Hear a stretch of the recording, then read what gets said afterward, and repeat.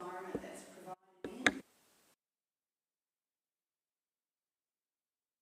Evidence-based professional standards as well.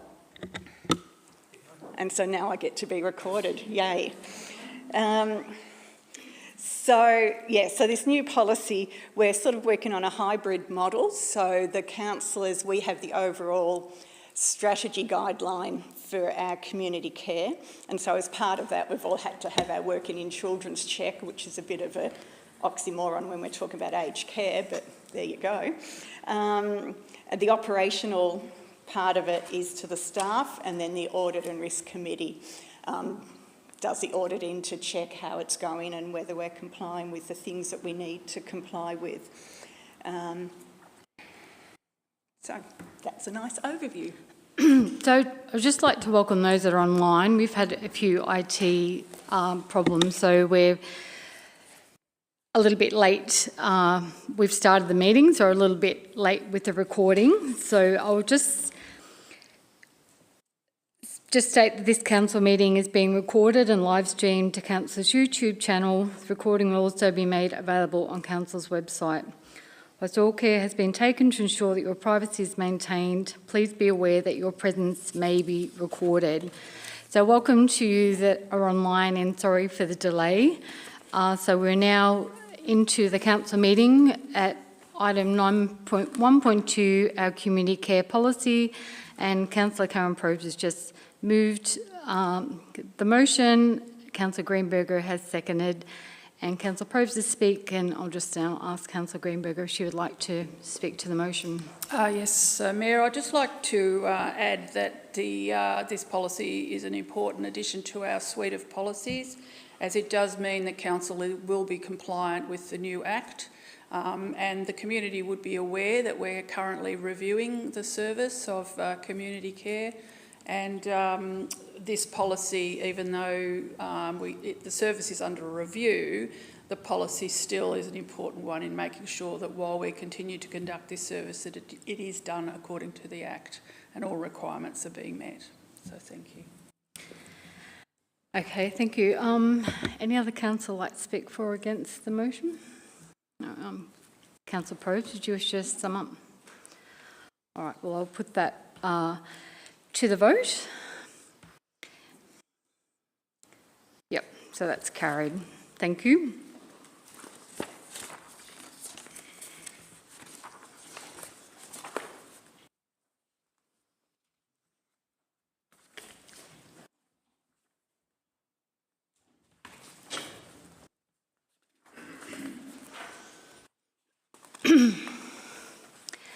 So now item 9.2.1, Integrated Early Years Project.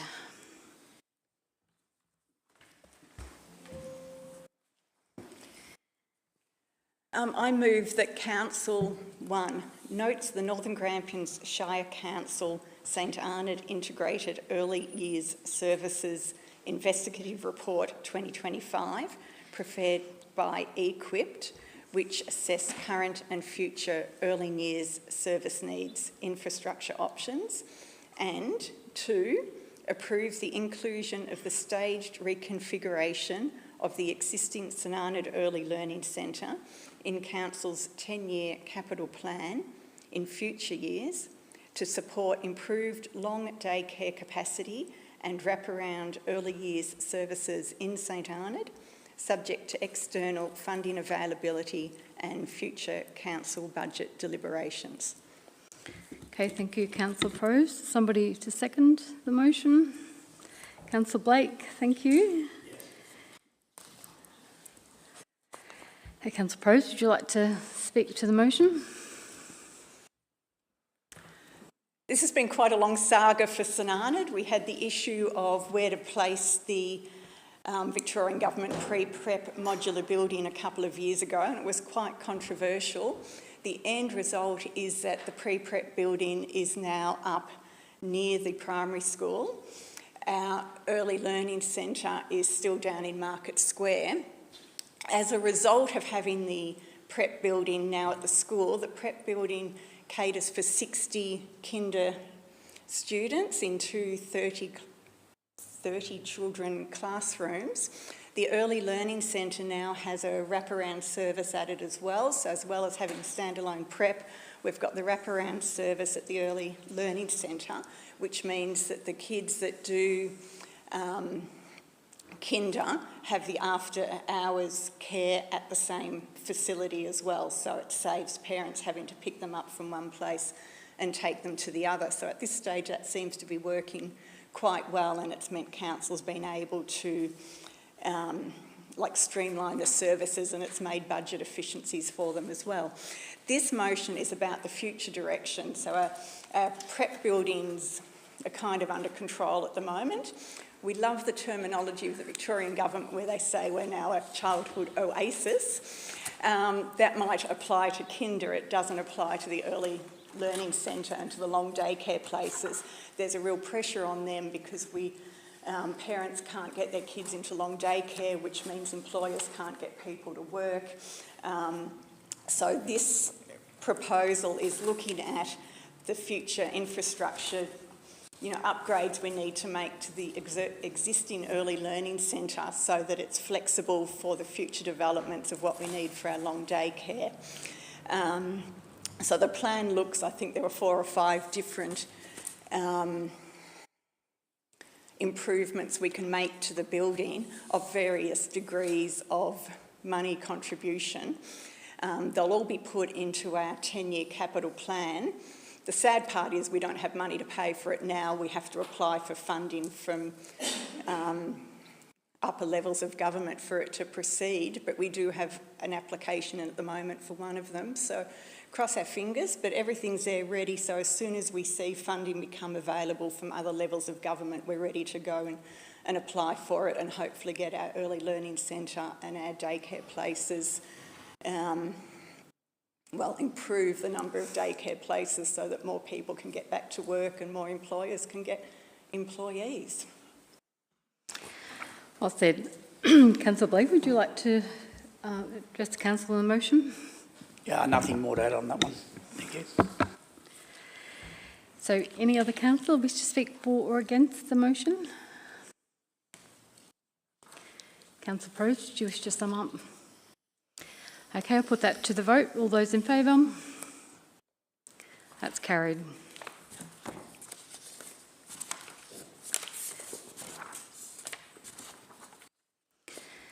So 9.3.1, planning application, 288 Pipe Track Road stall.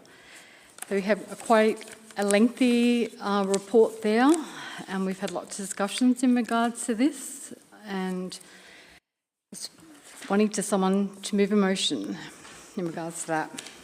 I'll move the motion that we go for option 2, which is that the council, as option 1 within the council's report, issues a notice of decision to grant a plan and permit subject to the following revised conditions as attached in the alternative conditions report.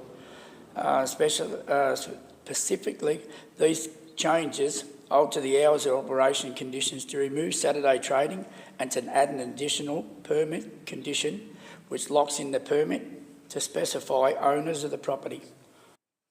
Okay, thank you, Councillor Blake. Someone like to second that?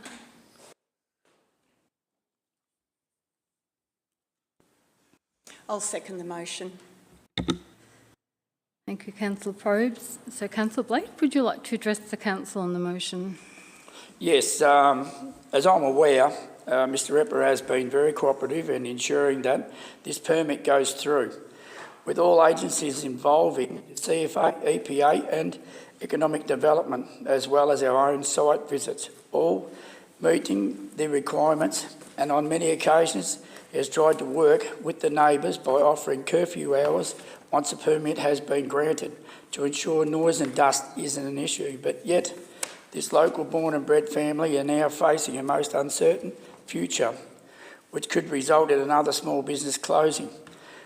Are we prepared to put our names next to this town slowly disappearing with family businesses going under and potentially putting that last nail in the coffin of other small businesses that also rely on Mr and Mrs Repper's family-owned and run business. I support the issuing of the permit to show that we want all small business to survive in our community.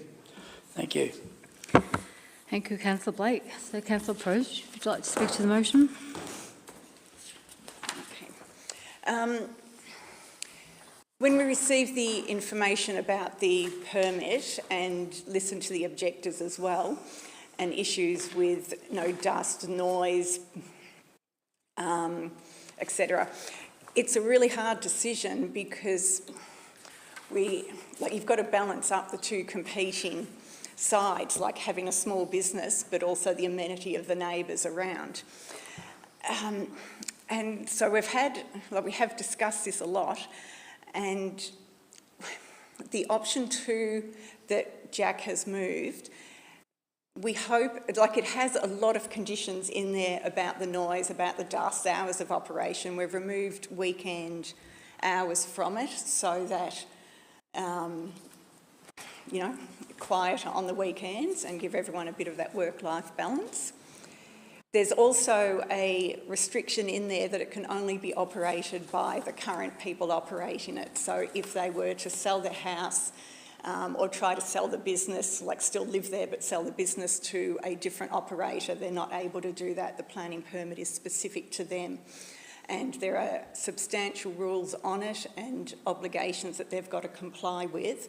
So any breaches of those obligations can lead to action for the breach. So hopefully it's a balance that probably keeps no one happy, but hopefully it's a practical outcome that enables a business to continue but reduce the impact on surrounding landowners. Thank you, Councillor Probes. Did any other councillor wish to speak for or against the motion? Thank you, Mayor.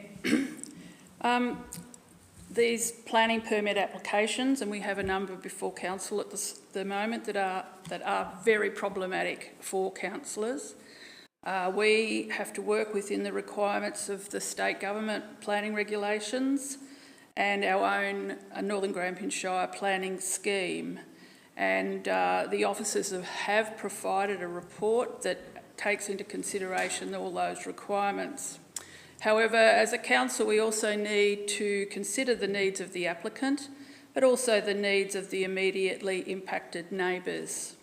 And while, yes, this is a small family business, and we, as a council, it is very important that we do in fact support small businesses.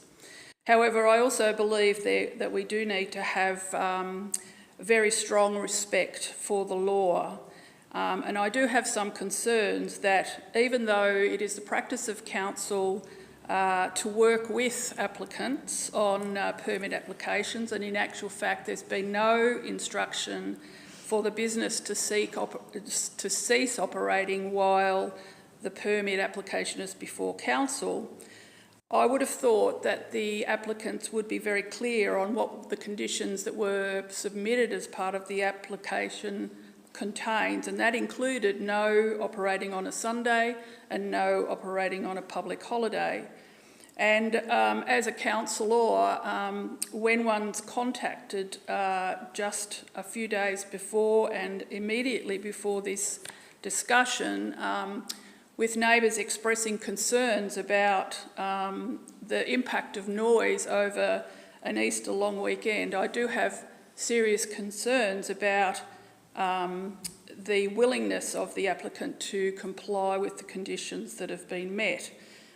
So I guess from my perspective, I hope that should this planning permit be granted, that they are mindful of the conditions of that permit and to ensure that those permit conditions are met at all times. I do have concerns that in actual fact this is a business that does not sit comfortably within a planning zone of a farming zone. However, our officers who are expert do say that this business is not contrary to those planning requirements of a farming zone. But I do believe that this business does have the potential to impact very adversely on the neighbours, the rural character of the area. I understand that many people who have purchased properties out along Pipe Track Road, it was a lifestyle decision, and it is meant to have a very peaceful and quiet amenity. So, yes, I just want to make that point that there are very serious concerns about the business operating there. So it's my intention to vote against the planning permit being granted. Okay, any other councillor wish to speak? Thank you, Mayor.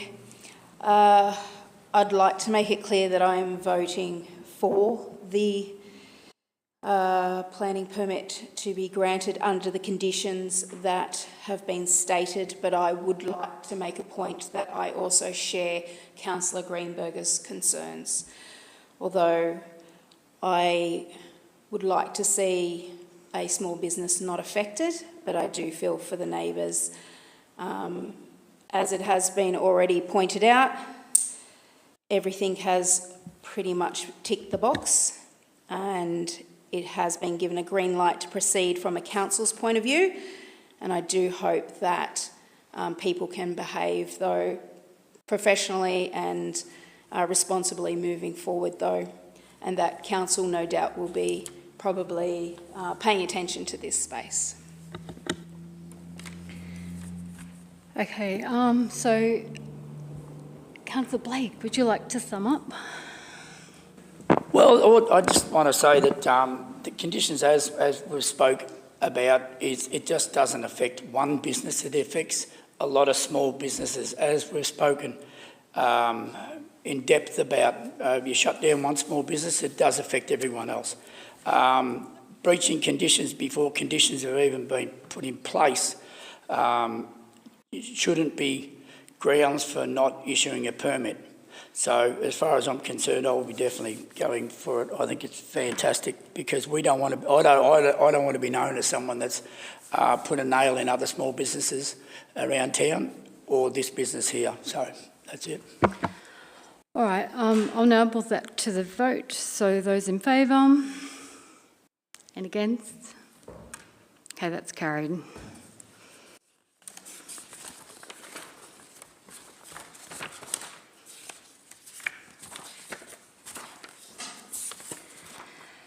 So 9.5.1, CEO has a conflict. So it's the CEO employment and remuneration policy.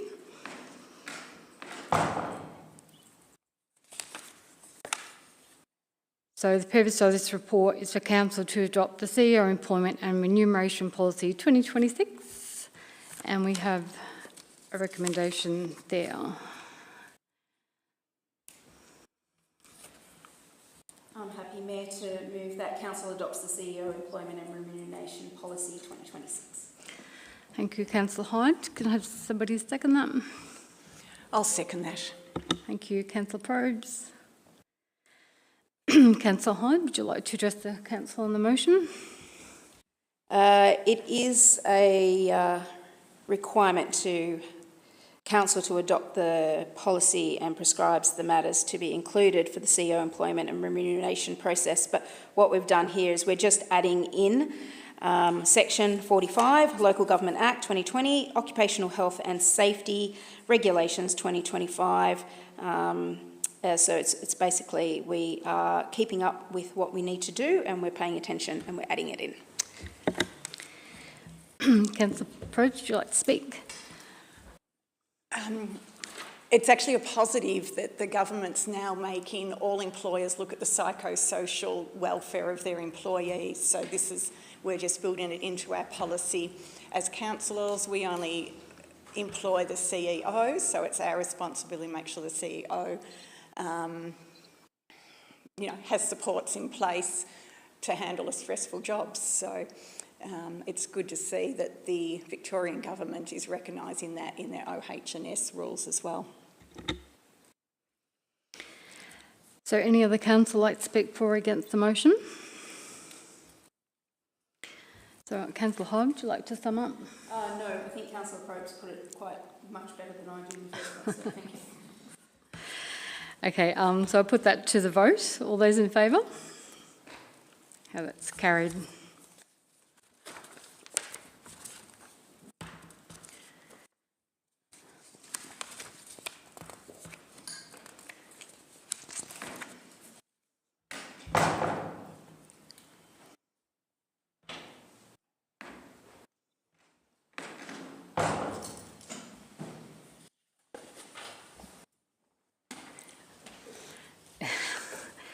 Nine 9.5.2 Compliance and Enforcement Policy. So purpose of this report is for Council to adopt a new compliance and enforcement policy.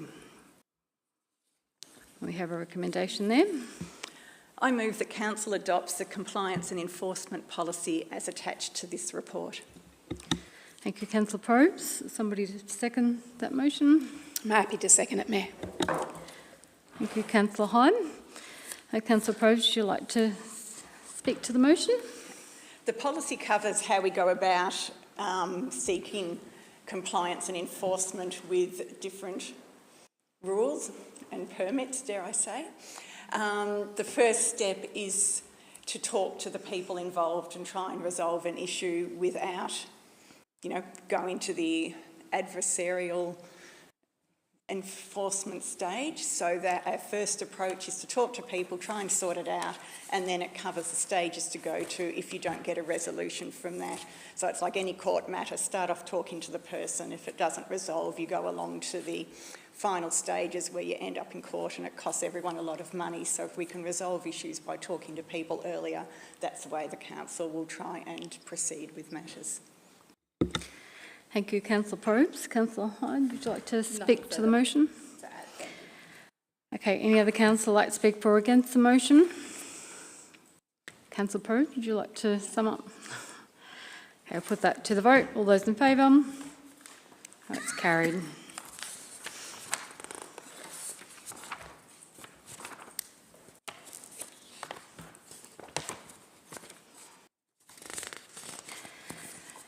So we have no notices of motion or rescission.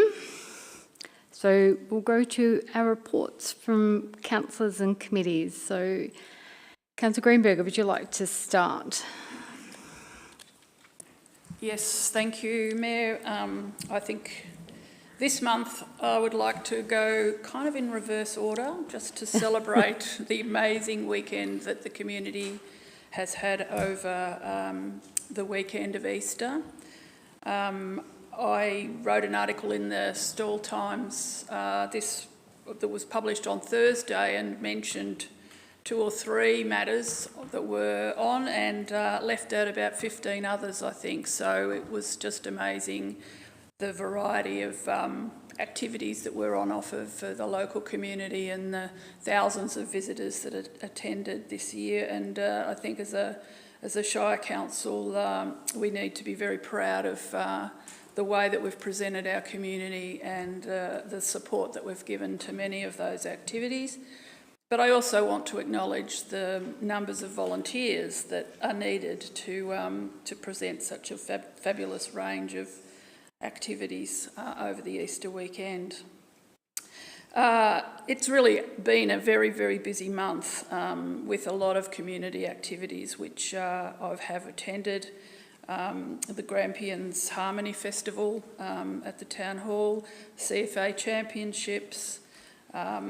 There's been a whole range of really valuable community activities, and I feel very privileged to be invited to go along and to represent the council.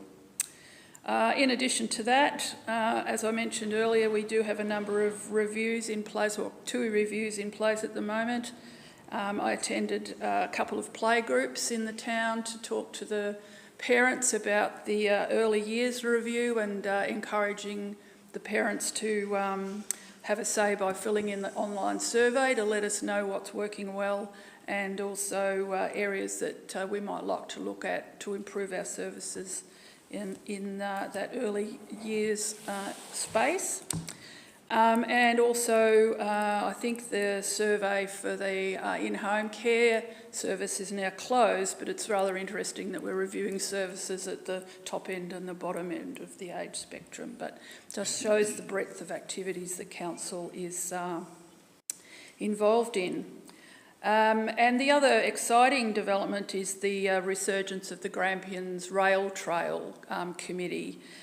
We had an excellent evening here where we were visited by the Victorian Rail Trail, members of the Victorian Rail Trail Committee, to come and talk about some of the amazing rail trails around the state and what a valuable asset they are in the community. And I did have the pleasure yesterday of meeting the developer for the Lone Motel built on the highway, and I was explaining to him how the start of the rail trail is almost opposite where the hotel is being built, and if we were able to kind of develop that facility from Stawell to Halls Gap, what a wonderful opportunity it will be for the guests to make it part of their cycling tour, that they would stay there and then ride out to Halls Gap. So that's an exciting development that we look forward to supporting that committee to see it come to pass.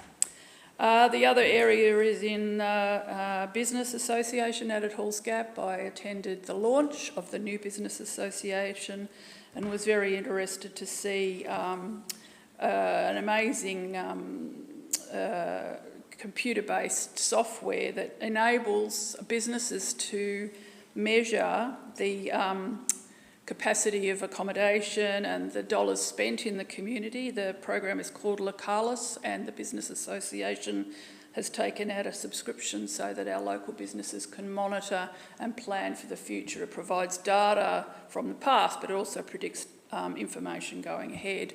And it was very interesting because the businesses out in Halls Gap weren't aware of the CFA state titles that were held in Stawell, and they'd identified a spike in accommodation bookings for that weekend, and so they were able to see why that was occurring. So I think it will be a great asset, and I think again that was an initiative of a staff member who was supporting the business community out there to really make the most of the latest in technology available to them.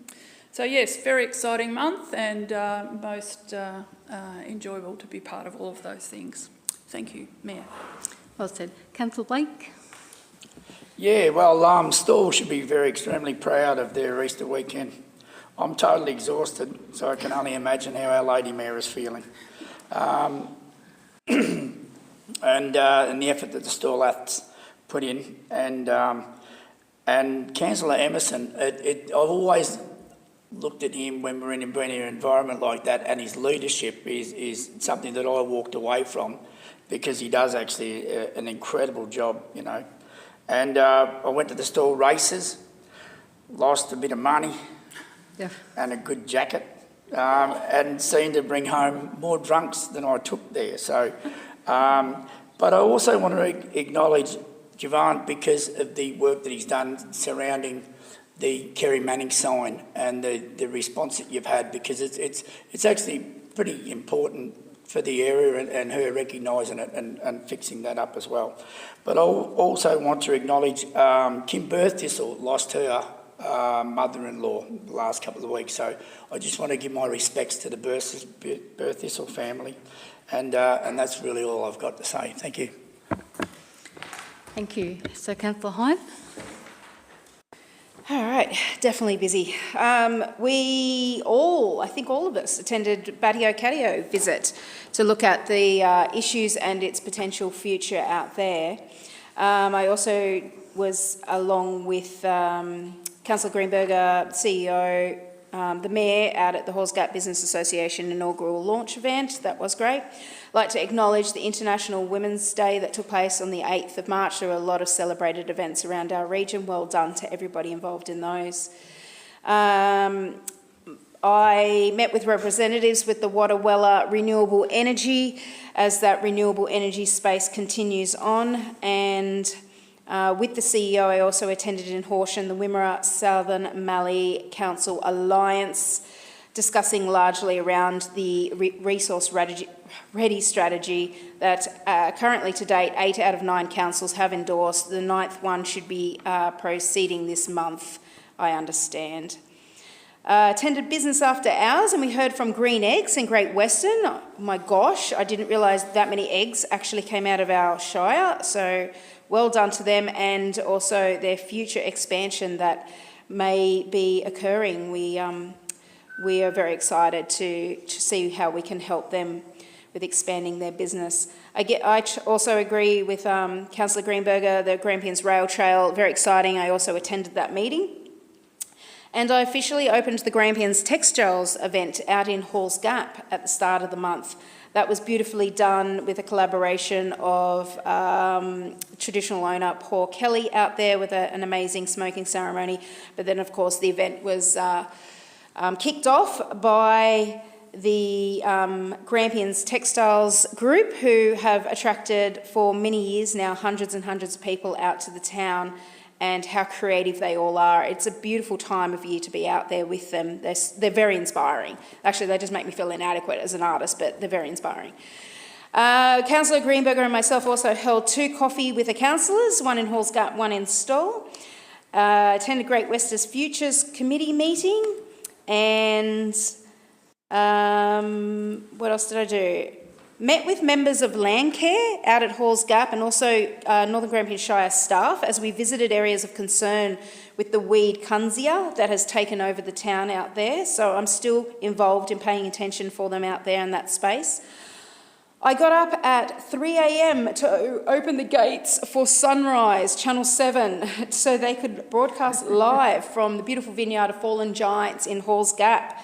And well done to Grampians Grape Escape and everybody involved in that presentation that morning. It really promoted our region, and of course the sunrise, the actual sunrise itself, was spectacular that morning. I attended the Store Secondary College Council meeting, and I think I did a few others, but that's a pretty good wrap up. Beautiful. All right, thank you. Councillor Probes. Well, like Councillor Greenberger, I was going to mention the young to the old, how we've been doing surveys for people to tell us about what they need for their early learning and kinder services, and also for the aged care. But I won't dwell on that because Jenny's already covered it. But going from young to old, we've got our 3 basics of life as well. Food, dear to my heart, water and shelter. So over in the St Arnaud area, food-wise, we have our new Asian restaurant opened yesterday for takeaway. Eat-ins will be opening soon. So it's really exciting to see that finally open after about 18 months of developing an old building into a modern, clean food restaurant premises.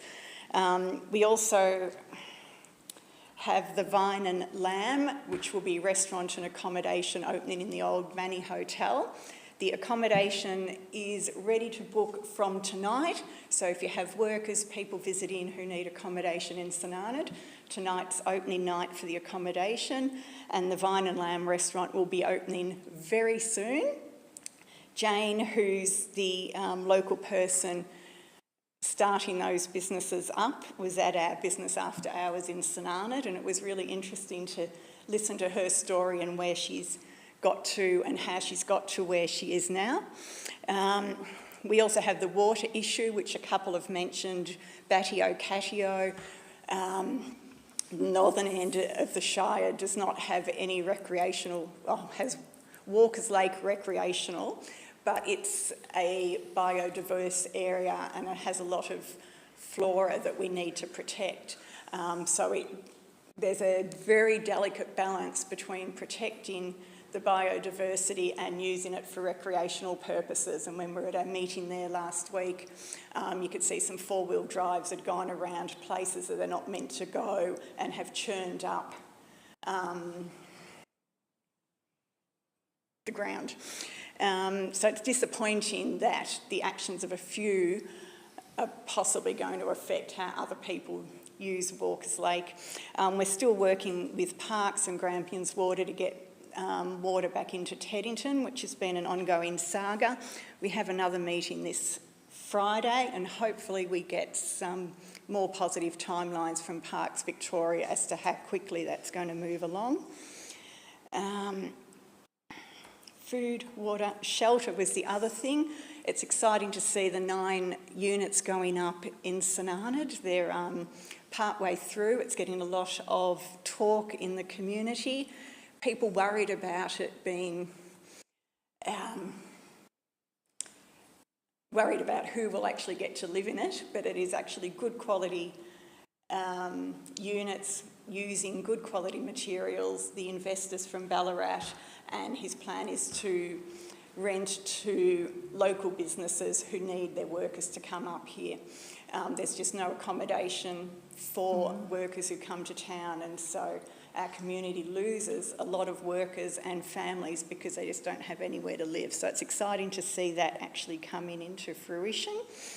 Another exciting thing is the St Arnaud Shopfront program. So a few months ago, the council had a program for the retail businesses in St Arnaud about improving their shopfront and the ambience for customers walking past, tourists down the street, whatever. And it was exciting just in the last week or two that new signage has gone up on those.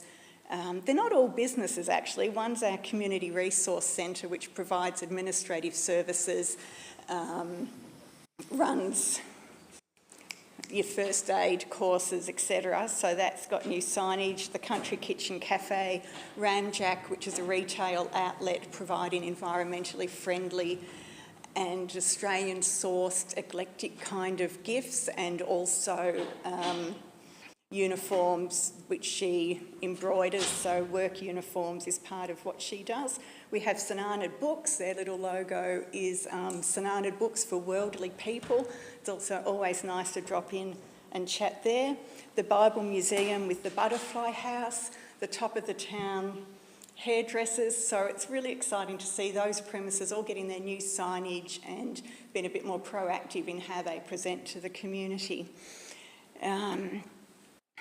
Then we have just the general things that happen every month that wouldn't happen without volunteers. And I know I talk about volunteers all the time, but without volunteers, our communities just wouldn't be what they are. So the new St Arnaud market was really vibrant, and the sunny weather helped. It was just brilliant to see the number of people that were there and the number of stalls that were there. The cinema we have every fortnight, and the work that the volunteers put in there to provide the movies, to provide kids' movies in the summer, in the school holidays. The SCAN meetings, so the business organisation that's really very proactive at the moment. They've got lots of ideas that they're working on. And the standard community kitchen that feeds me on a Tuesday when I'm not here. We also had the Deb Ball, a poet and sound event, which was a very broad definition of art, shall we say, but it challenged the parts of my brain that don't normally get used. It was very interesting and really well worthwhile going to, so thank you to the Arts Council and to Jane for putting that on. The Queen Mary Gardens, the jewel of St Arnaud is our Queen Mary Gardens. They had their gala day and they raised about $5,000, which was an excellent day. It's about $1,000 more than they've raised in previous years. So again, volunteers put all that work on.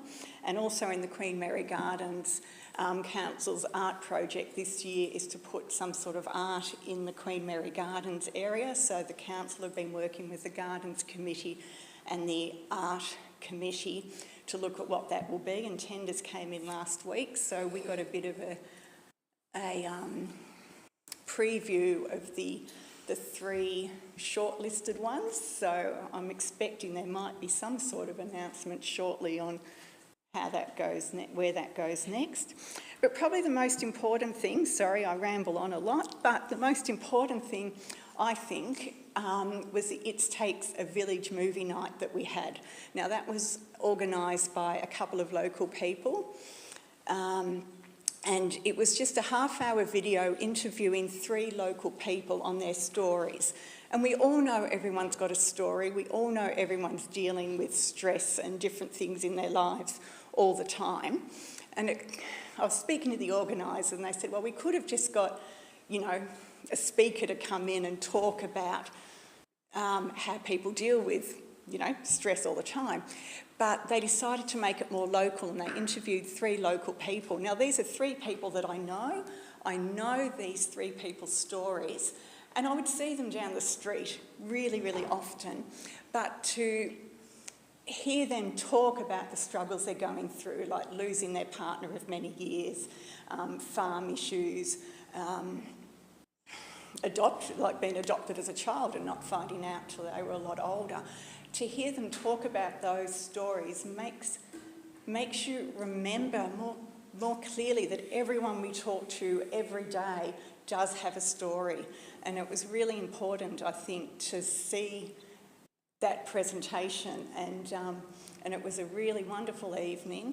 I think they're talking about doing it in stalls, so if any of you want to share your stories, let us know. Jackie will be sure to contact you. And there was a lovely supper later prepared by the Pebble Church, which again are a lot of volunteers keeping one of the old halls, maintained and available for use so that it doesn't become a rundown old building which looks nice in photos but is pretty useless for anything else. So thank you to volunteers. Thank you, Councillor Probes. Sounds like it's all happening over in Snarnet. It's a good place to be. Been very busy. So I'll try not to double up a little bit, but it has been a lot happening in the last month. Been incredibly busy.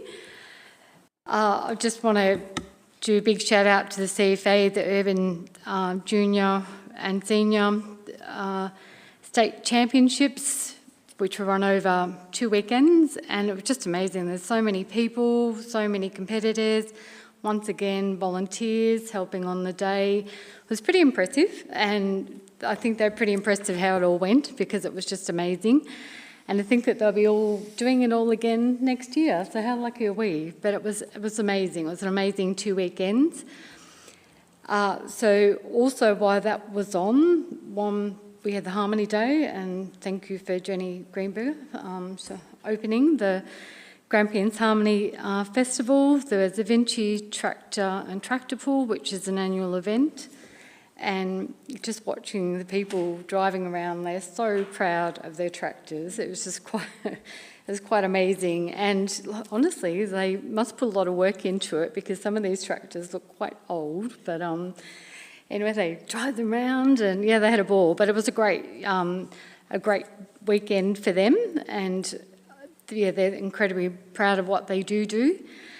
So we also had the official opening in the Navarre Recreation Reserve with Martha Haylett, and it was just a wonderful night, a little bit cold, but just incredible the change that it has made to that club, to have beautiful new change rooms, toilets, new toilets behind the club rooms. We've kept the club rooms the way they want it, so they're very happy with the whole look, and they're just incredibly proud of. I think they've put a lot of work into the journey as well. We've had a lot of consultations with them to make sure that they're happy with what's been done, and they've been through the whole journey with us. And yeah, it's just been an amazing transformation for them, and I'm sure they'll get a lot of use out of all the new facilities.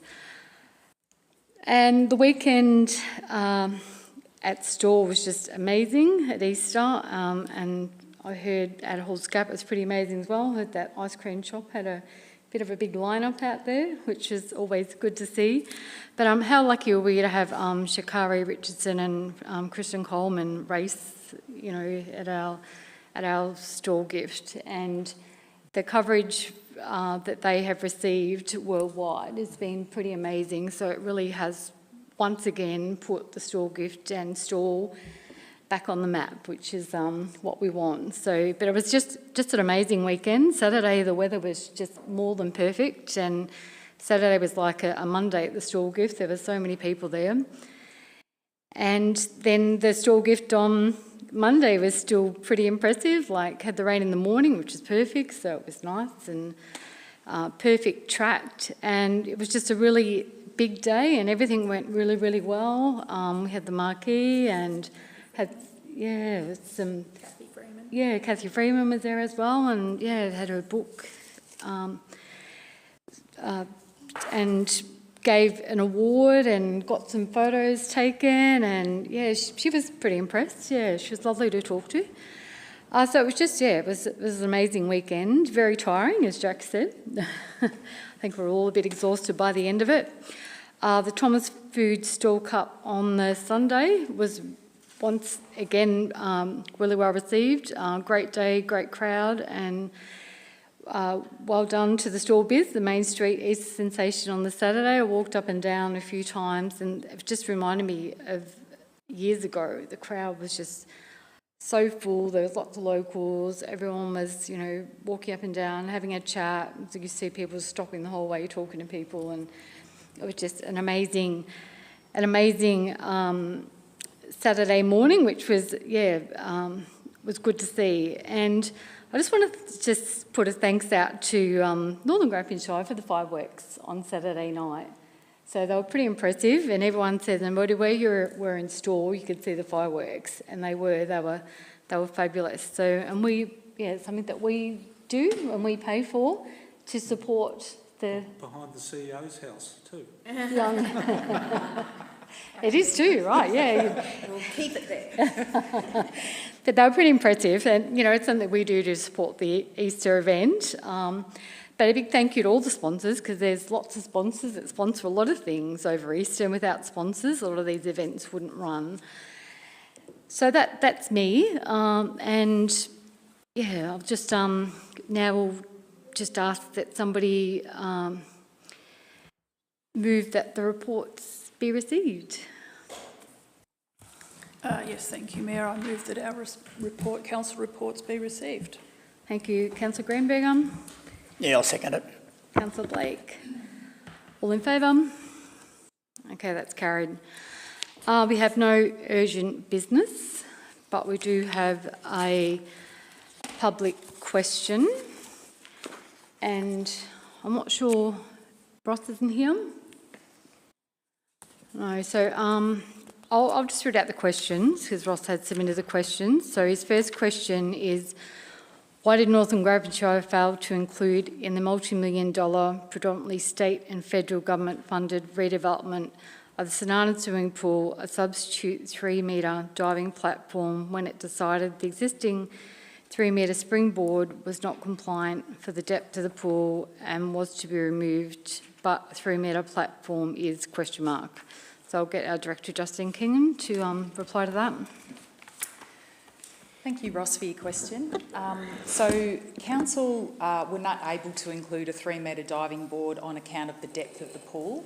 To account of, if we were to have a 3-metre diving board, it would have meant deepening the pool, which was not possible in our budget. So installing one would have required deepening the pool, as I said, which isn't funded and not approved and not part of the project scope. Thank you. His next question is,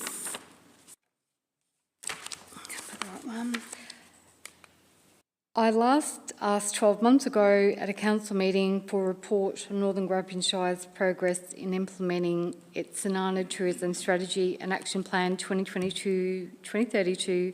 Please detail what specific things in the strategy have now been implemented and achieved since I last asked, and what still remains unmet when recorded to have been completed now, ? So there's quite a lot, big response there. Thanks again, Ross. So the tourism strategy, so since you last raised the question around what's being delivered, there's a number of things that have continued to be delivered out of that, including destination marketing and promotion. So we continue to include St Arnaud in our regional destination marketing, delivered in partnership with Grampians Wimmera Southern Mallee Tourism, including travel guides, visitor guides, being represented at trade expos and digital platforms, for example. Ongoing promotion of St Arnaud as a regional destination, particularly linked to the Silo Art and Grampians Wimmera touring routes. We continue to deliver visitor information services and thank our very dedicated and wonderful volunteers out there at St Arnaud who continue to operate and support post-arrival visitor information as a core service delivery. The integration of St Arnaud's content into our council-managed Discover Northern Grampians destination branding social media channels. If anyone doesn't follow Discover Northern Grampians, please do. There's lots of beautiful content on St Arnaud that's coming up there all the time. Tourism signage and wayfinding. So council endorsed, as you know, Ross, the tourism strategy. So we're in the process of implementing that at the moment, which we're currently finalising the tourism guidelines, which will apply to all future signage applied to St Arnaud. Public realm and visitor amenity improvements, as mentioned by Councillor Probes, we're working with the Queen Mary Gardens Committee to deliver public art. We've also been working with the Queen Mary Gardens Group to deliver a small-scale public realm activation in the form of a play space. Digital marketing, as I mentioned, there are a number of undelivered actions. It's an ongoing process, including the delivery of identified game-changing tourism projects, such as major new visitor draw cards and large-scale experience development, which requires a lot of funding. So council will continue to work towards those projects, resources pending. Thank you. Thank you. And I'll now read out Ross's last question. At the beginning of June 2025, Northern Grampians Shire fenced off quite a sizable section of Queen Mary Gardens, establishing a work site near the public toilets. Within a few weeks, it installed a concrete pipe covered by a mound of soil with 2 volcanic rocks at each side end of the pipe, and also a small rustic wooden xylophone adjacent to the pipe, soil and rock mound in what was an area approximately 20% of the total area fenced off. For almost 9 months, nothing else was installed or developed within the other 80% of the fenced off area. Last week, the temporary fencing was removed. Why was this area originally fenced off by Northern Grampians Shire? What was planned to be done within it? Why was a large proportion of it left undeveloped for 9 months and the fencing now removed with nothing further had been completed? Justine. Thank you, Karen. Thank you, Ross, for your question. So the area was fenced in June 2025 to allow for the safe installation of works in Queen Mary Gardens, as you know, in collaboration with the Queen Mary Gardens Group. So the works planned were small, community-initiated play and sensory feature, including the concrete pipe set into the soil mound with grass and turf over the top and a small wooden xylophone. So these elements, as you know, were installed by council. So additional elements were planned for the broader fenced area and were intended to be delivered in stages subject to the availability of materials in partnership with the Queen Mary Gardens Group. Circumstances have since changed with the group and further elements were not able to be progressed. So once it became clear that no further works would proceed as originally planned, the temporary fencing was removed. Thank you very much. Thank you, Justine. Right, so there's no more questions. There's no urgent business. And there's no further business. I will now declare the meeting closed at 1:35. Thank you.